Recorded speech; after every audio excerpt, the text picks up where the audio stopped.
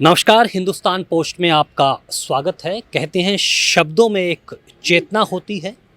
शब्द जब बदलते भारत पर हों और प्रधानमंत्री और मुख्यमंत्री के बारे में हो, उनके काम के बारे में हो, तो वो एक लोकप्रिय गीत बन जाता है, चर्चा का विषय बन जाता है। हमारे साथ एक ऐसी शख्सियत है वीरेंद्र वत्स, जिनकी रचनाएं उत्तर प्रदेश के मुख्यमंत्री योगी जी विधानसभा में कहते हैं और प्रधानमंत्री के ट्विटर हैंडल से उनके गीत को रीट्वीट किया जाता है। ऐसी शख्सियत से बात करेंगे। वीरेंद्र जी, सबसे पहले मैं आपसे ये जानना चाहूँगा कि ये जो बदलता भारत है, एक नया ये जो युग चल रहा है, उसमें भारत को विश्व गुरु की तरफ भी कहा जा रहा है।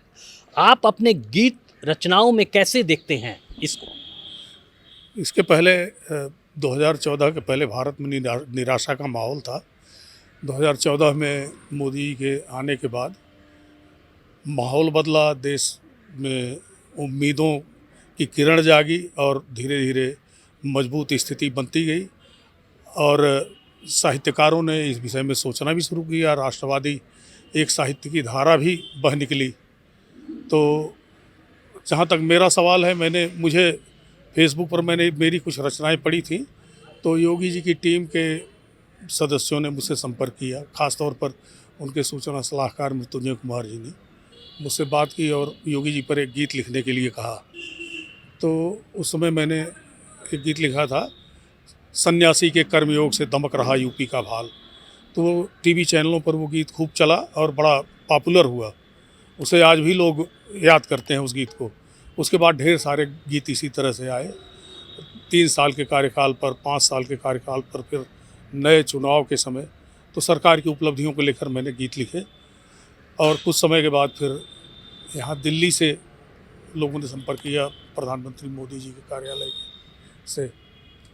तो एक गीत मेरा बहुत पहले का लिखा हुआ था, मोदी जी की उपलब्धियों पर ही था। तो वो मैंने उसे संगीतकार से बात की, तो उसने उसे गीत का रूप दे दिया। वो गीत के रूप में रिकॉर्ड हुआ। उसे गाया है दिव्य कुमार ने। दिव्य कुमार बॉलीवुड के मशहूर गायक हैं। बाहुबली और बड़ी बड़ी फिल्मों में उन्होंने गाने गाए हैं। और संगीतकार राजेश सोनी, वो भी बॉलीवुड की फिल्मों के लिए संगीत देते हैं। तो उन्होंने भी खूब मन से इसकी धुन बनाई। वो गाना बहुत अच्छा बन गया। उसके बोल हैं, मोदी जैसा जननेता सदियों में होता है, भारत माँ का हर सपना पलकों में ढोता है, मोदी जैसा जननेता सदियों में होता है। तो इस गीत के बोल हैं। इसे आप सोशल मीडिया पर भारत माँ का मोदी जैसा जननेता सदियों में होता है, ये टाइप करके आप सुन भी सकते हैं। आप एक सवाल आपसे करते हैं कि मोदी जैसा जननेता सदियों में होता है, लेकिन एक सवाल लगता है कि क्या गीतकार को इस तरह से बात कहनी चाहिए? क्योंकि एक जोड़ने हैं। आज जैसे मीडिया को भी कहा जाता है गोदी मीडिया, चरण चांबुक मीडिया, और आप तो पत्रकारिता से रहे हैं, कैसे देखते हैं इसको? देश में परिवर्तन का माहौल है, ये साफ साफ दिख रहा है। तो जो लोग आंख बंद करके बैठे हुए हैं उनकी बात मैं नहीं करता। मुझे जो बदलाव दिखाई दे रहा है वो मैं अपने शब्दों में व्यक्त करता हूँ। इसके अलावा इसके पहले भी इस तरह के उदाहरण हुए हैं। राष्ट्रवादी कितने राष्ट्र कवि जो है इस तरह की रचनाएं करते रहे हैं। सोहनलाल द्विवेदी जी ने महात्मा गांधी पर ढेर सारी कविताएं लिखी और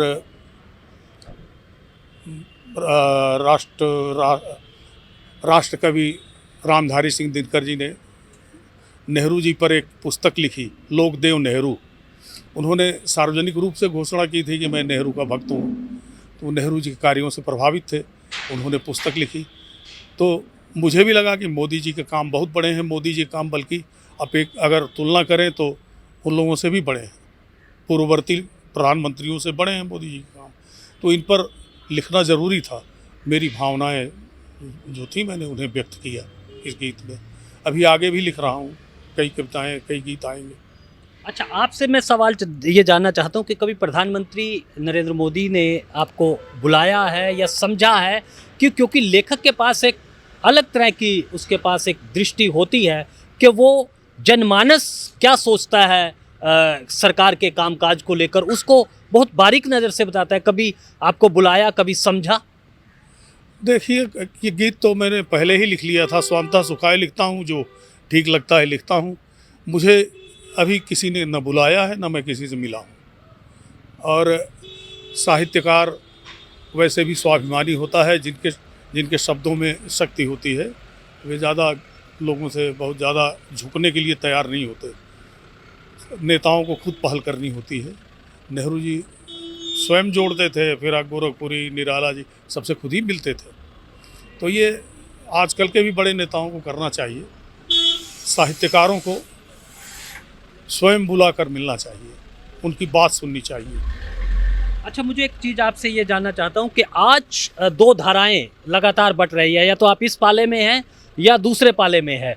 जो एक न्यूट्रल वॉइस है उसको कोई मानने को तैयार नहीं है, लेकिन एक रचनाकार का, एक पत्रकार का जो घट रहा है उसको दिखाना, यथार्थ दिखाना बहुत आवश्यक है।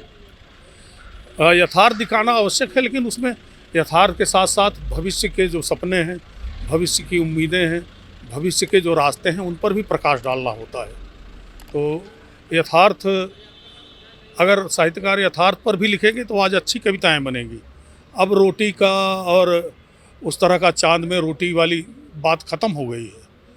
गरीबों को 80 करोड़ गरीबों को मुफ्त में अनाज मिल रहा है, तो वो संकट नहीं है। अब अलग विषय वस्तु है और अलग ढंग से उन्हें व्यक्त करने की ज़रूरत है। अलग ढंग से व्यक्त करने की ज़रूरत है। और वीरेंद्र जी की जो बात है कि मैंने जो कहा उसकी मेरी जिम्मेदारी, वो अपने शब्दों की जिम्मेदारी ले रहे हैं। और बदलते भारत में अब लोगों की सोच बदल गई है, तरीका बदल गया है, क्योंकि आज हर भारतवासी का स्वाभिमान जाग गया है। उसे अपने होने पर गर्व का एहसास होने लगा है, यानी कि इतिहास को अब नए सिरे से समझा जा रहा है। तो आज के लिए बस इतना ही। मुझे दीजिए अनुमति और आप बने रहें हिंदुस्तान पोस्ट के साथ।